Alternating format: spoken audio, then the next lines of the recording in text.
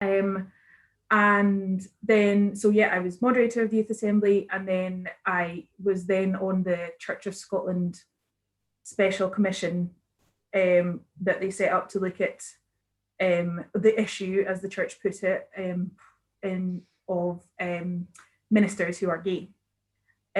So I was 19, and everybody else was a very reverend professor, and it was chaired by a High Court judge. And it was a pretty horrific experience. Everyone was very professional and kind and gracious, but it was just a horrendously intense thing to be doing, and to be sort of on my own in that. And I was just so done with how the church as an institution handled that. Mm-hmm. And also we had kind of, we had big plans of like, how are we going to reform? Or how do we really support young people to have a genuine kind of meaningful participation in the church, and had all these quite exciting things that then basically all got dropped. So I thought, right, well, that's you. I'm done with you as an institution. So I had some wilderness years, which were very good for me. And I've kind of come to the end of that now, which is lovely. Like actually, it was because when my mum died, the people who were great were the old church ladies who'd been there from my childhood, who then got back in touch, sent flowers, turned up with soup. Were just brilliant.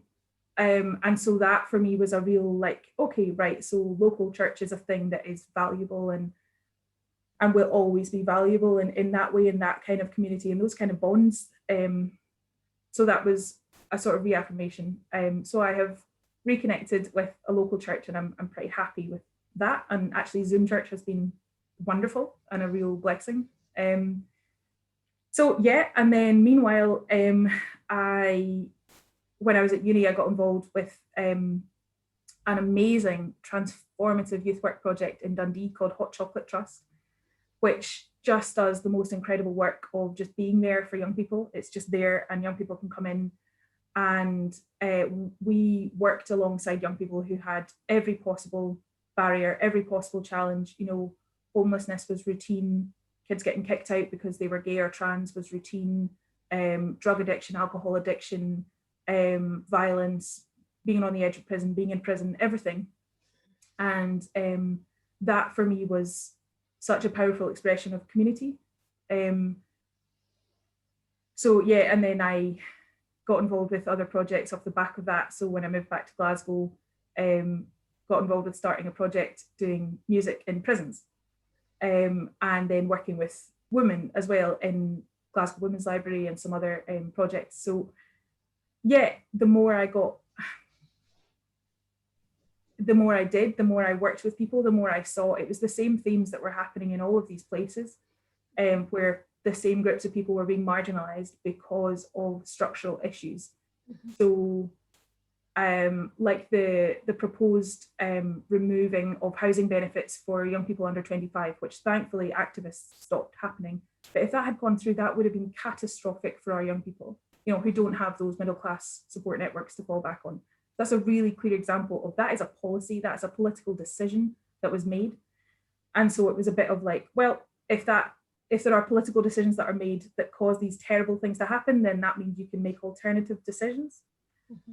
So decided to start to put my toe in the water of politics with a capital P and sort of see where that got me. Mm-hmm. Yeah. I think that's I think that idea that the common threads are often the same, that no matter what bit you're looking at, it's the same things there are structural things that are wrong, but it's the same way that you can deal with it, and that people's action can change things if they can organise. I think that's really interesting. Yeah, I mean, what about you? What would you say are your kind of key points in your journey? I think for me, my sort of political side of things was growing up in a large housing scheme in the 70s and 80s, and it was a bit like a sort of cartoon of what people would say growing up under Thatcher's Britain was like, and that there was damp on the walls, and mum would have to tap out the gas meter to pay for the lunches, and that all the schools had sort of cages over the windows, and that people I went to school with were dead by not all of them, but there were people who died by the time they were 20 of drugs or murder, or were in the jail for having murdered people. And just there were things like this at school when we were doing the options for the exams to sit. Our school was the pilot site for a new course, a really fancy new course called SOC and VOC, which stood for Social and Vocational Training. And they pitched it so hard. They were telling us all we'd learn how to use our leisure time, we'd learn how to wallpaper, change nappies, we'd get to go on day trips out to the mosque, we could go, it would be brilliant. And we were all like really actively pushed to go and do that instead of O-grade chemistry. And yeah, so, and I remember thinking, this is a bit odd, and thinking that's a decision to push us all into this. And I think also that because of my dad's job, the church was very much part of life. But we also saw, even in that poor place, we saw some of the very poorest people just answering the door or answering the phone, and people who before there were food banks, they were needing food, and people who would only go out at night because they were either so disfigured or so mentally distressed, because poverty damages people. But then also I think, yeah, and then I got to university and I realised that most of the people there weren't cleverer than most of the people I was at school with. They were just luckier, and that they were doing what had always been expected of them in exactly the same way as everybody I went to school with. Everybody, I was the only person from school to go to university. That they were not there just because that's what everybody had always thought of them. And I could see that was a structural decision. And anyway, at the risk of sounding like Monty Python growing up in a paper bag in a septic tank, it was just really sort of harsh. And I remember seeing a documentary called The Eyes of a Child, and it was about the poorest children in Britain, and they were living lives just like all my old school pals. And I remember being in bits for hours, just realizing that all my friends were the poorest children in Britain. And that actually the thing I think that got me most was that that's what people saw. What they saw was their poverty, and they missed out on the huge life and laughter and vibrancy and the highs and the lows and the generosity and the kindness and the tenderness that came of living in a scheme. So I think all of that context just meant that for me, in the same way, direct action was the obvious thing to do. And I started working in homelessness and working with homeless young people. And then I got involved with the Labour Party. Growing up in that time, in that place, the Labour Party was the thing to be in, and just get put in right what Thatcher had done to the country. So I think that was, for me, what it was all about. But it also made me think, what about you? Why did you choose the Green Party? What was it?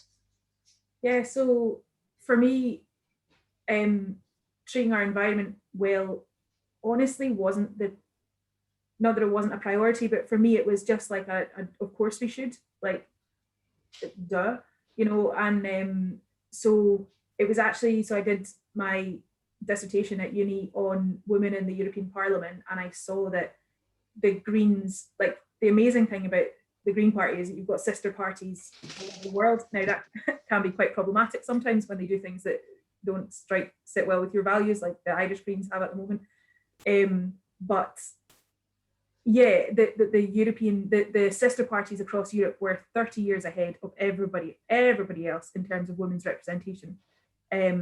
So that made me take the party seriously, as a full party, not just a kind of single issue thing. So I learned more about their policies and then joined. But I didn't really get more involved until after the independence referendum. So for me, the Scottish independence referendum was a really incredibly energizing and exciting and just fascinating process, where loads of people were just opening up conversations that we hadn't had before. And it was this very it was about big conversations and about what kind of country do we want to be, and how are we going to get there, and how do we build that. So that was just tremendously exciting. And then, so that was the first time I was out like door knocking and canvassing and phoning people and going around Easter House and stuff. And that was, it was great. It was really exciting. And then we lost, and I felt not just devastated that we lost, but I felt so furious because the next day I had all these very well-meaning people on social media saying, unity, unity, we have to be united, we have to be united, we need to get together. And I was like, we are in one of the most economically polarized countries in the world. We're one of the richest countries in the world, and we are that polarized. So I'm not going to just have this, I'm not going to acquiesce to a branding of some sort of unity and solidarity that just doesn't exist. So I thought, well, I need to do something about this now. Like I'd had in the back of my mind, maybe I'll go into politics when I'm old enough, or when I'm qualified enough, or when I'm good enough, I guess, was the underlying thing. But I just got so angry. And at the same time, it was also about everything that I was seeing at Hot Chocolate, and then in my work in prisons as well. I just thought, I can't wait on this, you know, I'm too angry. So I joined the kind of local branch committee for the Greens. And by the end of the first meeting, I was the vice convener and of the branch, and I was a Westminster candidate. So yeah, it was very much in at the deep end. But yeah, for me, like the Greens are the only place I can see myself as a political home, because it's about having ecological justice and economic justice and social justice, and you can't have one without the other. And so for me, it's the only sort of sensible, you know, you can't tackle these things in isolation. And if we had some sort of you know, climate justice is a thing that we need to aspire to, rather than just a sort of greenwashing of things that leaves poor people still poor. That doesn't achieve anything. So for me, it's about how that they all are interconnected. Mm-hmm.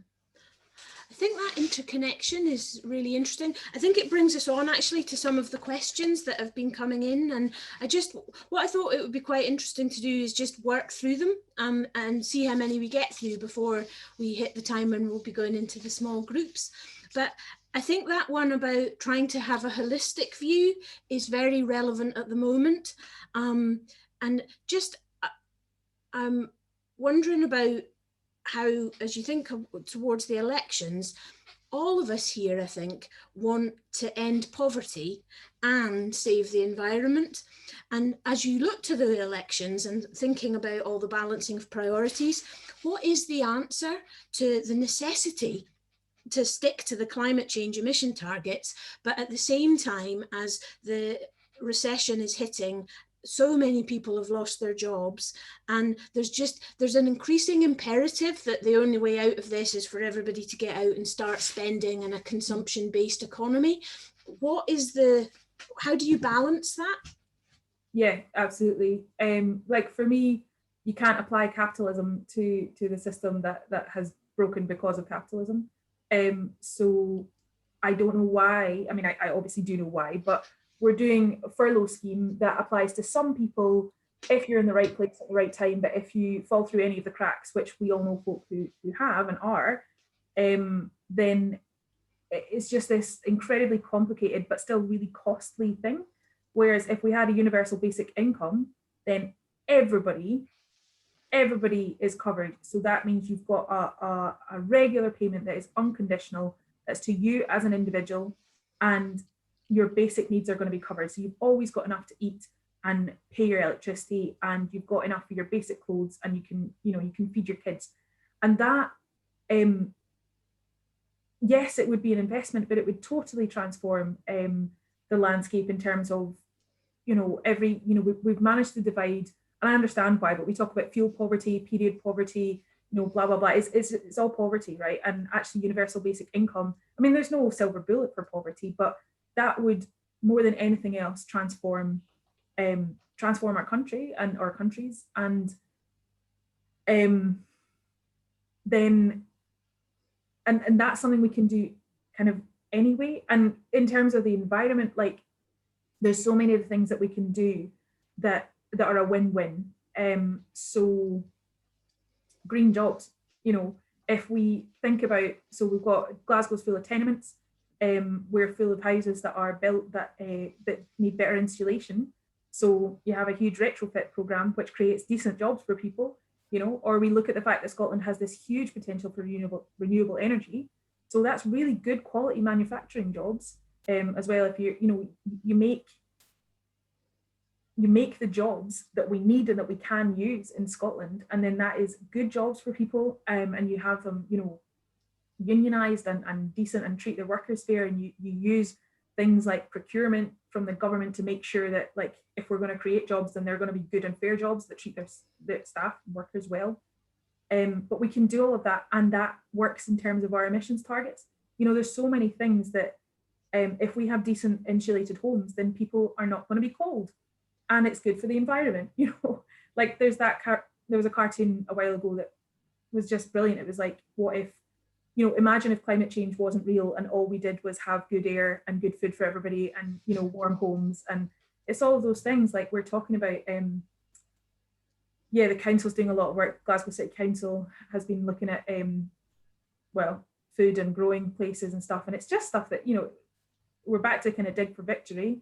But that's a good thing. You know, growing food is a good thing because it gives you a sense of autonomy, it gives you actual dignity, and you know what you're having rather than getting canned goods from a food bank that is very, it can be really unreliable. You know, we need to have agency and control, and why doesn't everyone have the right to a patch of land that they can grow their own food, you know, and support to do that and everything. But there are all sorts of things that we can do that do both at the same time, and I don't really buy that it's one or the other. You know, I think the people who want us to think that it's one or the other are the ones who have a vested interest in maintaining the extremely unfair status quo. Mm-hmm. I mean, yeah, as you're speaking, I think it's almost like trying to turn the circle and trying to get a system which perpetuates bad habits and bad things. If you could just get everything going the other way, you could get a system that perpetuated good things and better things. I mean, I think that's a thing that the Iona community has always seen itself to be at the forefront of radical action. And I'm just interested in what you think well, I think there's two parts really. Where are the frontiers for radical action in this day and age, and what do you see as the Iona community's track record in that, and where should it be now? Yeah, so it's strange to do this by Zoom. Actually, I feel like if we were all in a room together, I would, because I can't see folk at the moment. So I don't know, and you might all just gape at me in horror. I would say, as a critical friend to the community, I would say the beginnings were radical. So yes, you know, taking Church of Scotland ministers to go and be labourers in service to tradesmen who are out of work, that was radical. You know, and all the work that the women did to push into that patriarchy and to make it equal, that was radical. And all of the work that you did in terms of being a safe place for gay Christians in the 70s and 80s, that was radical. I guess my question for the community now would be, where are you radical now? How are you radical now? Because the 70s were 50 years ago, you know? And yes, maybe you're more radical than the institutions of the Church of Scotland and the Church of England and every, you know, it's not saying much, I'm sorry. So you guys are an institution now, you know, and how are you being radical? How are you being on the frontiers and being in solidarity? And I guess the frontiers as I see them now, so disabled people's rights are being, and so, I mean, obviously there's a lot of individual members who are doing phenomenal work in all of these areas, right? So I'm not for a minute questioning that, but I guess my challenge for you would be corporately, what are you doing, I guess, and how can you use your power and your privilege as a group to be really bold. So yeah, disabled people's rights are being they have been systematically eroded by austerity. We know that, you know, the kind of really horrific invasive testing and are you really disabled enough? And the way that I think there will be a reckoning after COVID of whose rights were removed, whose rights were disposable or sort of optional, you know, when things really hit the fan. Yeah, so, and then you have the treatment of people who are seeking asylum in the UK, how horrific the UK Home Office is, systematically racist, white supremacist, the way that people are forced to live for months or years on end with absolutely no certainty, no agency over their lives, unable to do anything, unable to work, not allowed to work, and not able to receive mainstream benefits or homelessness stuff. So, because Glasgow is a dispersal city, so we host folk who are going through that system. So, and I've ended up being really involved because of my work. And so, I mean, we deliberately, as a country, we deliberately make people destitute. We deliberately do that. That's a deliberate policy of the hostile environment of how do we make this country so hostile that people will want to leave, which, I mean, it just doesn't work, right? Because, you know, if you're fled from war, genocide, etc., then you're not you're not going to go back. And actually, it doesn't matter, does it? Because it's about pleasing folk within the Tory party. So we have, we have the hostile environment, how that plays out on our streets. In Glasgow, it's literally, I mean, it's our neighbours. Another frontier would be the threat to gypsy traveller folk. So they are definitely being highlighted by the current government and highlighted really explicitly. And it's not an area of work that I've done a lot in, but it's something that I'm aware that I need to now do a lot more to be actively in solidarity. Like in Glasgow, we've got a large Roma community, obviously, but who had they had a memorial vandalised quite recently. So yeah, and then we saw this summer, we've had a bit of a, I mean, it's the latest wave, I guess, of white people starting to reckon with our own internalized racism and our own complicity in structures that uphold white supremacy. What that means for Scotland, what that means for the UK as countries with the legacy that we have. You know, I think especially in Scotland, we love this bit, we love that narrative of being the underdog, and unfortunately Glasgow is the second city of empire. That doesn't tally. We can't hold on to that, and we need to reckon. We really need to reckon with our past and grapple with it, and the legacy of colonialism, which very much carries on today and is directly linked to the asylum, the hostile environment, and things like and the racism that is structural, even if it's not meant to be, you know, it doesn't matter that you know, bureaucrats are not sitting there like, how can we punish Black people? Like, obviously no one is, very few people are saying that, but that's not the point. It's about the structural stuff that, so for example, this week we were talking about how refugee families in Glasgow, so once you've got through the asylum process, you've got your refugee status, great, that means you're now homeless, because now you can't be in the accommodation if you were lucky enough to have that. You can't be in that anymore, so you're now homeless. You have to go through the homelessness system. And for a lot of Black families in Glasgow who tend to be bigger families, more kids, they need bigger houses, and those houses don't exist. We do not have enough council, well, we don't have any council housing in Glasgow, but we don't have enough social housing for big families, and that massively disproportionately affects Black and brown families. So there you go, structural racism, you know, and nobody intended that, nobody deliberately did that, but that is there, and it's something that needs action. So yeah, there's a whole bunch of stuff. And the other really obvious thing at the moment is the absolutely outright hostility towards trans people, and the way that has been generated. It's been a very deliberate thing that the same things, this is the thing that breaks my heart, it's the same things that were said about gay men in the 80s, you know, the conflation with like, you know, they're a threat to you, they're pedophiles, they're whatever, that is this, it's the same stuff that was said against gay men, and that is what is being employed now about trans people. And so that there's this completely false division that is saying that, you know, it's trans rights versus women's rights. That's a load of nonsense. It's absolute nonsense. So it might be something that people are maybe uncomfortable about, but I would say that this isn't something, sadly, that there is an active, I mean, I hate using the word war, but there really, really is a concerted effort to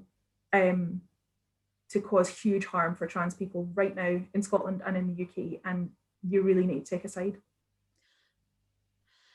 I think you've just raised so many issues there, Kim, that I mean, I think one of the things you've done is you've spurred comments onto the chat page, and I think that Monica has agreed, sadly, but has agreed with your comments, and is asking how does the Iona community move forward again to a more radical presence.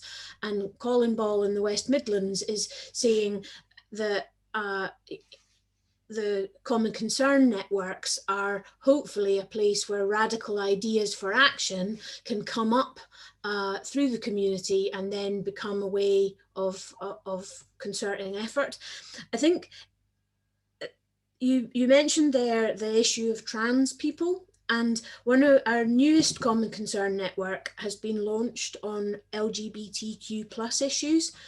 And in preparing for tonight, you and I have had a couple of discussions, and I think that that whole area is an area where there's so much that older people like me and older, but older people like me can learn from younger people, that our younger members and the wider youth networks are, I think, are bringing a wisdom and a set of experiences far beyond that of our older members. And I don't know, I've spent the afternoon researching the language and the terms, and terrified that I'm going to get it wrong, and really not wanting to get it wrong, and learning so much, and I feel I'm starting on a journey. But how can the Iona community, how can all of us ensure that we're a warm, welcoming, safe space for people of all genders and identities? Just tell us, like, tell me, maybe everybody else knows all about it, but tell me, what can I do? So I think you're right that it's about the intention of, so for us,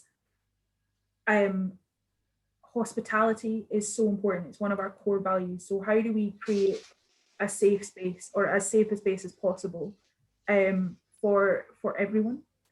And I think that sometimes all of us can be, kind of scared of getting it wrong, and that is okay. And I think that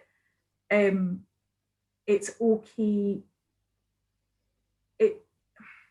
I think there's a difference, and people know that there's a difference between, you know, making a mistake and then having, like, taking ownership of it and apologizing it and working on it. And we're all trying to do the best we can until we know better, and then we do better. You know, I think that's a Maya Angelou quote, but I might get that wrong.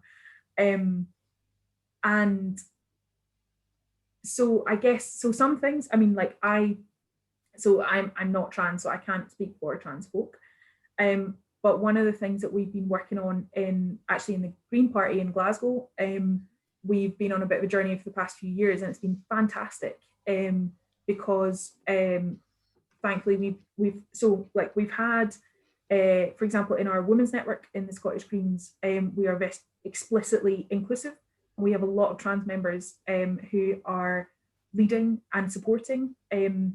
It's always a balance, because you want to make sure that you're hearing from the people who are most directly experienced, who have the most lived experience, but we always have to be careful you're not putting the onus on the oppressed group to then do the labour for free. But there's some things that we can do so that have been just quite easy.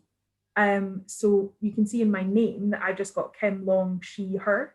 Mm-hmm. And that's just using your pronouns, or calling your pronouns. So whenever we do introductions in a meeting, we will say, please introduce yourself and your pronouns. And we have done that so often now, it's completely routine and everybody does it. And what that means is that if I am the only trans person in a room, then I'm not the one who has to bring it up. Yeah, so it just makes it completely normal. It normalizes it so that, and trans people then don't have to out themselves, and they're not having to like have these awkward conversations. And I mean, it's so predictable that whenever you start talking about pronouns, someone will be like, oh, you can't say they is a singular. Why are we saying it as a singular, not a plural? I don't care about grammar. It's about people feeling safe and welcome. And sometimes we can find it a wee bit clunky to say things if someone is maybe non-binary and would rather say, can you call me they or them? Then that can feel a bit clunky to get used to if you're not used to it. But I promise it just gets dead easy and you just do that routinely.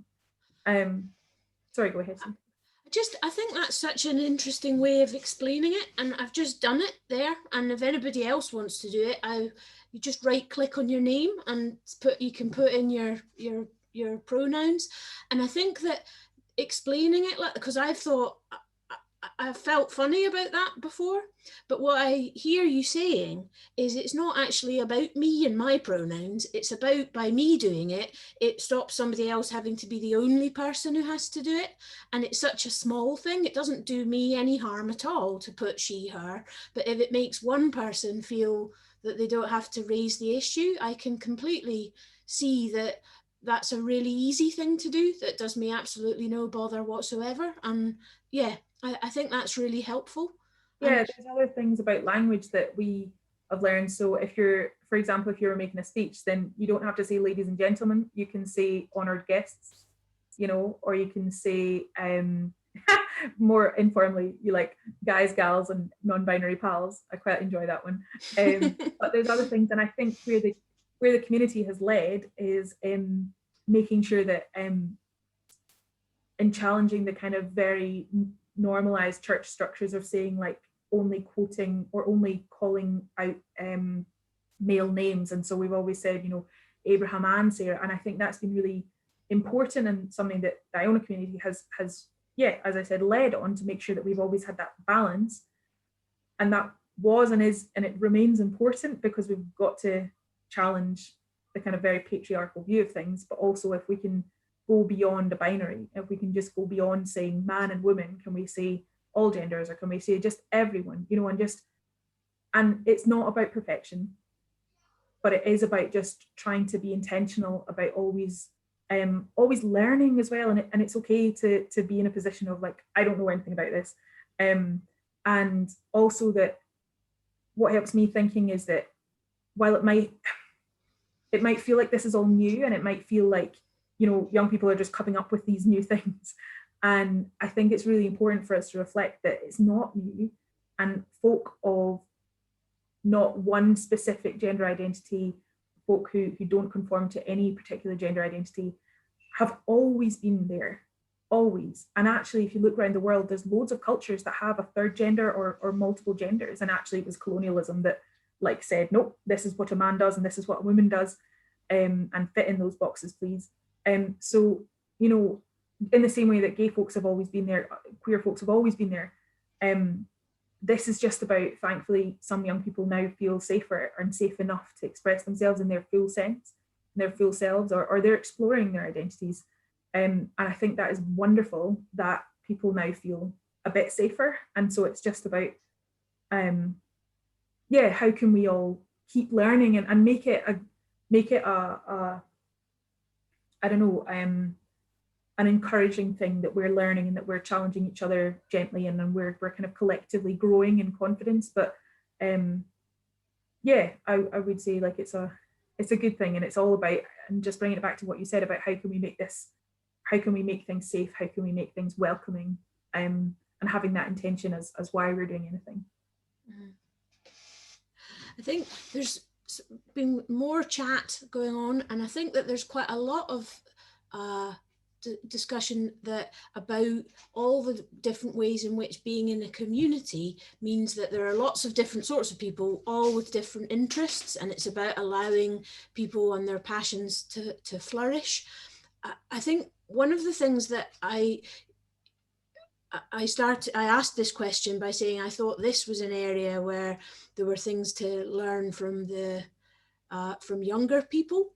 And one of the things that I have heard a few times since I started work with the Iona community and during Community Month is about how do we attract more young people. And I think a big shout out to the young adult group, which I think somebody told me at the start it was 10 people, and then when somebody said it was 12 people, so I think it's growing all the time. But one of the questions that I wanted to ask you was how can the community become younger and attract more young people, and what do you think the Iona community offers young people? I hate this question. I hate it. I feel like so often it's just asked as a kind of, it's a bit of a panic response, and it's a bit of a, how do we make more people come and be like us? And how do we bring everybody else in? And I have done this myself in terms of talking about being part of a really white group and being like, oh, how can we have more Black people? And then the person I was talking to very rightly challenged me and said, no, how can you work in solidarity and do that way? So it's not about how do you get people to become like you or get them to you. That's a really entitled way of thinking about it. So yeah, I mean,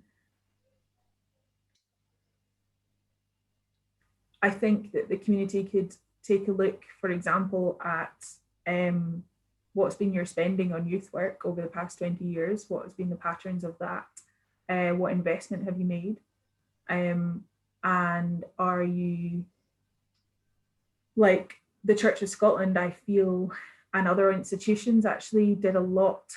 I think institutions in general are guilty of taking advantage of really keen young people who have energy and passion and maybe a bit more spare time, and then end up doing a lot of unpaid labour. And I think that what just made me so angry with the church was the way that, I mean, it actively divested from working with young people. The Youth Assembly now didn't have a budget anymore. It was cut to like a 10th and then it went away. And it's very bizarre to see that, it was absolutely bizarre. And the other thing that young people had spoken out very clearly, I think, in the last two General Assemblies, although I wasn't part of this, but spoke really clearly about divestment and in terms of fossil fuels.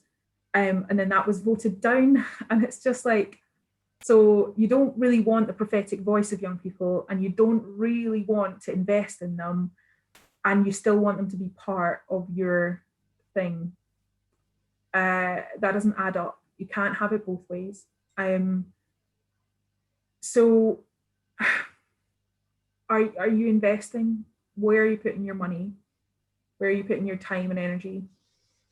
And I think the community honestly has some questions to ask of yourselves there. I think, I mean, some of it is also just like, who do you ask to be involved? Who do you ask to become members?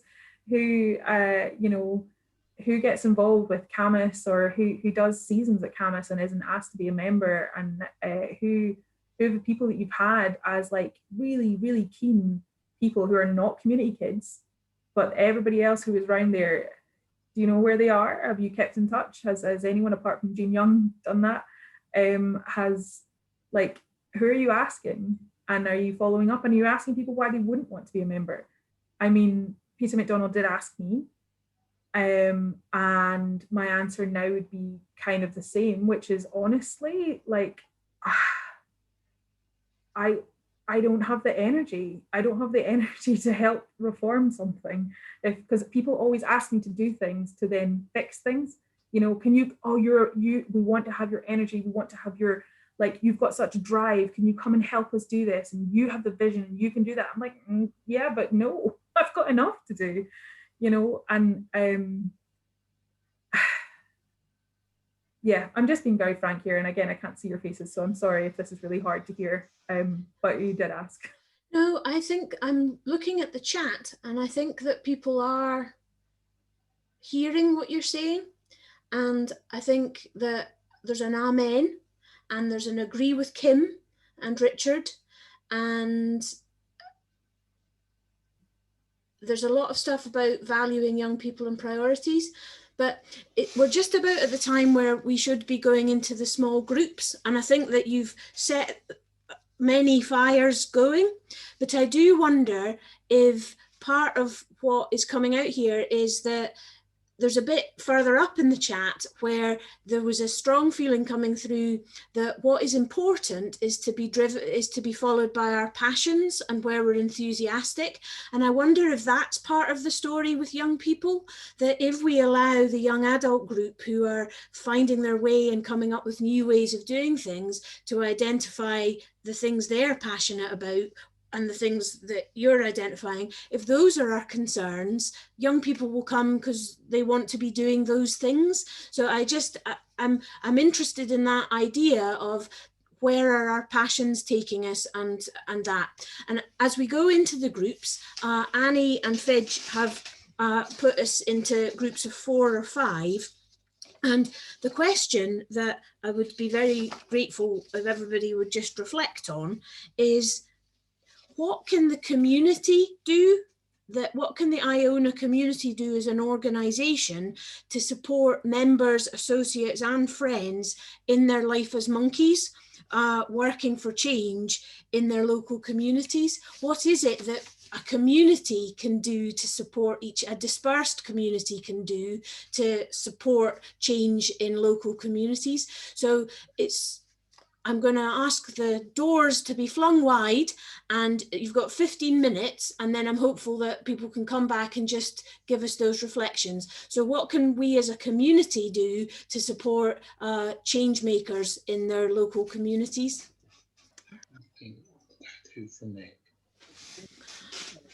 Is that everybody back? Yep. Welcome back, everybody. Thank you very much for being in those sessions. What I would like us to do now, if you wouldn't mind putting your feedback into the chat section, that we can save that afterwards so that we can go back and reflect it. But I would also like to open the floor really to anybody who would like to give any direct feedback to Kim and to or ask Kim a question. And if you would like to do that, if you could just wave or use your waving symbol on your reactions, or in some way make yourself known.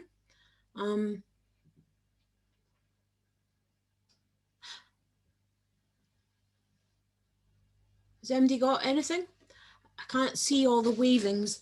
I think while I'm waiting for the chat to come up and to see if anybody waves, I think, Kim, we were talking, weren't we, in the break about other ways in which, yeah, what can the Iona community offer young people? And you had an idea I'd certainly not really considered before, but just, yeah. Yeah, I mean, I think what I wanted to say as well, and got lost in my own frustration, is I think that people of all ages, and especially people who are marginalised, whether by age or other things, people can smell bullshit, and people are attracted to authenticity, and people are attracted to people who work really hard for things that they believe in. And I think one specific thing that I've noticed a gap in is that the model of having elders, or the concept of having elders, I think I guess maybe in the Western world, we're not very good at valuing the kind of age and wisdom and things. And I have noticed, so I'm a carer for my grandma who is 85, and I have spent a lot of time with her over the past few years. And I've also spent time with now, like her friends, I have to phone them and tell them how she is and stuff, and some of the older church ladies that I was talking about before. And I think there is such a nurturing relationship that can happen between people who are old and people who are younger, that I don't count myself as a young person anymore.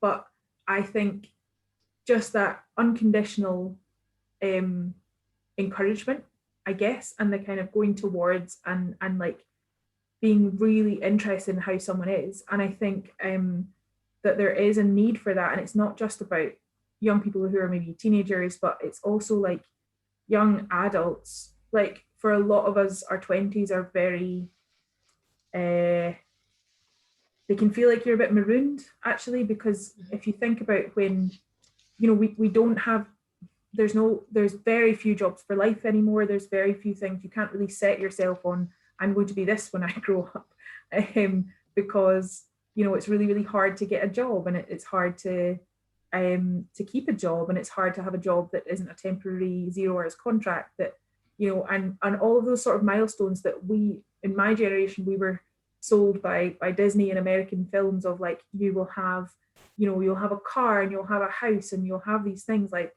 I mean, that obviously we should challenge those ideas that acquisition means that you've sort of made it, but it's quite hard when all those milestones actually don't exist, because we don't have any financial stability. Like, actually, before I got elected, people would be like, oh, you know, you're trying to go into politics, like, it's so unstable. And I was like, I've never had a job for more than a year. I've never had a contract for more than a year. So actually 5 years is the most stability that I've ever had. And last year is the first time that me and my husband were both in a job that had more than a year. So there's so much instability, and there's so much that it feels like you're just floating, and we are very much at the end of a lot of structures of the past coming down. So I think there is a role for older people in general to be really intentional about connecting and celebrating those kind of intergenerational friendships. Yeah. I think you've struck a chord there, Kim. I think there have been a few comments saying, yes, intergenerational conversations are so important, and recognising the importance of that. Another interesting thing here is asking if CCNs could produce lists of reading material and websites. And I think we can't whip that up by the end of the discussion, but I'm just thinking, Kim, are there any books that you would recommend that people should read? Yes, I love this question. Thank you. Right, give me a second.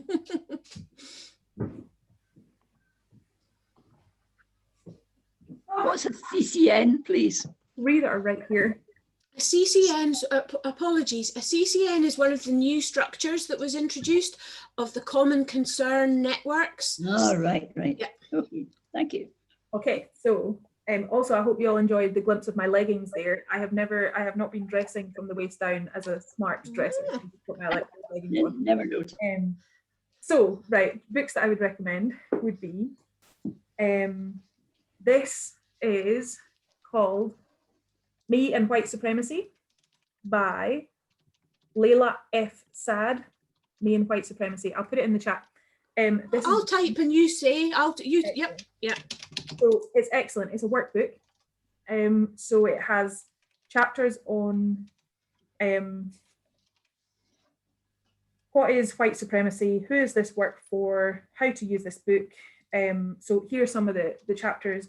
The basics: anti-Blackness, cultural appropriation, racial stereotypes, allyship, power, relationships, and commitments. So each chapter is on a different theme, and then it has questions for yourself, and then journaling prompts. So this is very much a to-do. It's not about just kind of head learning. It's actually like processing it. So it's pretty challenging, but it's, I think, really important, and I would very much recommend. What was the lady's name? Layla Saad, Layla F. Saad. Layla F. Saad. Got you. Also, this is more of a personal one, but it's good at everything. It's by Brené Brown, Dr. Brené Brown. And if you don't know Brené Brown, get on it. She is absolutely amazing. She's a researcher in America. She's a social worker and a researcher. And she's done all of this research. So everything that she does is research, is evidence-based about vulnerability and shame. And so this book is called The Gifts of Imperfection. And it completely changed my life when I've read it every year, and I will just read it every year. It's not going to fix things, but it is a kind of series of, she offers some guideposts about practices to try and move away from and practices to cultivate within ourselves in order to build resilience against vulnerability and shame. And by that, it's about that feeling of not being good enough. That's the shame that she's talking about. So not thin enough, not smart enough, not rich enough, all of those not enoughs. That she talks about that as shame and vulnerability. So yes, this is The Gifts of Imperfection by Brené Brown. And the other one that I would share is, and someone's just said Me and White Supremacy, you could do as a discussion book. Yes, and I think on her website it's got breakdown and like actual resources for that. This one is called Untamed by Glennon Doyle. And Glennon Doyle is quite incredible. She's an American writer who was living this sort of from the outside perfect life with her family, and then realized that she was gay, and so took apart her life. And she was sort of renowned as this like Christian mummy blogger. And actually she is she's started a groundbreaking philanthropy organization where she pairs up, like women will get in touch and say, our tumble dryer is broken, blah, blah, blah, whatever, and then she pairs small donations with the people who need it. So it is a really interesting like way of doing kind of giving. So she heads that up, and I have really respected how she has gone towards some things in America that have been very, very controversial. So they've done a lot of the work to fund the reunification of families who were separated by Trump's border policies, for example. So she can come across as this sort of like very like American, very blonde person, but her writing is amazing. It's absolutely phenomenal. And she's really good at just going straight for the heart, straight for the really, really tough stuff. So yeah, I would thoroughly recommend. Before you give us another, could I ask, Jim Robertson has asked if he could ask a question. Is it possible to unmute Jim and let him ask him a question? Jim, you can unmute yourself if that's okay. Thank you. Yes, it's just to ask again the question that I placed in the chat box as to whether there is any evidence that the faith communities, including the Iona community, are actually equipping and preparing people for their role in a public square. And it's accepting the reality that for those or many who are in work, they're making decisions every day in these workplaces that in a sense are not about fairness, they're increasing inequalities, and so on. That's the norm for people. But all of us have an investment in these norms. And in a sense, how do we challenge that? And one of the things that came up in the living wage discussion this week on another webinar was that one of the main speakers said that morality and fairness needed to be the principles when we were discussing the real living wage. So I asked him the question to the panel as to whether the same principles applied with those who are high wage earners. And the facilitator's voice just went down. The panel looked glaringly at each other and they moved on to the next question. So in a sense, the Scottish Government has actually done reasonably well in producing documentation for all professions to ask themselves the question, are the decisions they're taking every day fair?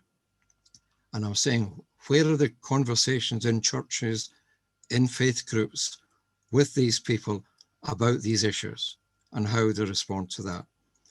And we get a glimpse of an answer to that in the Poverty Truth Commissions, where local people can speak to people in power and ask them these questions face to face. But in a sense, we don't have that inside the structures that Kim was actually talking about. And one could go on with examples of that. The Weir Engineering Company sold materials to Saddam Hussein. It was considered not to be a personal decision-making, it was a corporate decision. So nobody around the table was personally responsible. What a cop-out. And the churches at the time said nothing about that legal decision. So that's for me is the starting point. Sorry if that went on to a wee bit long, but that's the starting point. Where are we teaching people? Equip them for their involvement, work and jobs in the public square.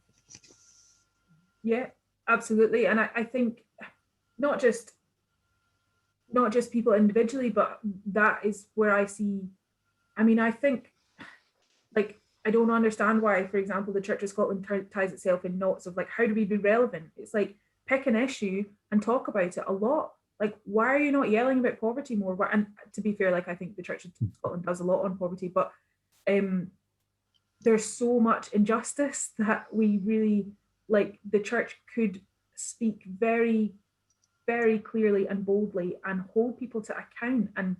And we don't talk enough about fairness. And also, everything is just so corporate. So we had to push quite hard on, I'm trying to think of an example. So Serco, you'll be familiar with as the multinational corporation that does kind of just bad things. And I tried to have a conversation about how we shouldn't, yes, that was it. A committee report came and we were awarding a contract to, it might have been Serco, it might have been G4S, one of these big massive baddies. It was about awarding a contract to them for clocks in a sporting event that they were going to do the time trials for one of the big cycling things that Glasgow's hosting. And I said, why are we giving this contract to this company with an appalling track record of human rights? And they said, well, that's not really a factor in how we do procurement.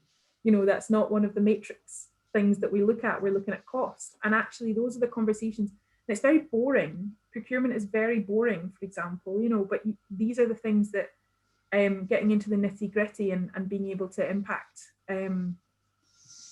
why is there not, why don't we value things like integrity and fairness alongside the financial implications of things? And I think you're right, Jim. Like, I think there's a dearth of conversations about that, but I also think that that is something that Christians can be really loud about. I mean, if you think about it, people of my age and the image or if you're not brought up in a church, then the image that you've got of Christians is the really loud American evangelicals who, you know, hate gay people and want to control women's bodies. And is that how we're happy being represented? You know, it's hard. Like, I have to say, not as much as I used to, but I have to say I'm a Christian and I'm progressive, you know, or I just don't talk about it because people have this assumption if they're my age that, you know, I'm very reactionary and I am interested in controlling them.